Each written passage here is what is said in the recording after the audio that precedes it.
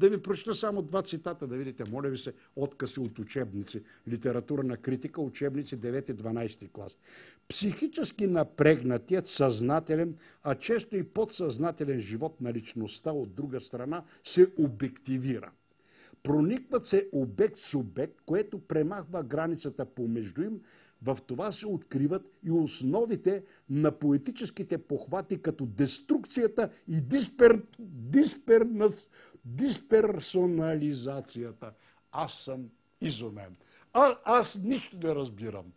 Нищо не разбирам, а имам история на световната драматургия. Не да се хваля, а ви казвам, че все пак аз не разбирам, който имам толкова много трудове литературни зад гърба си. История на световната драматургия, теория на художествената култура в размер на 800 страници, където има глава за литературата, из която съм станал професор.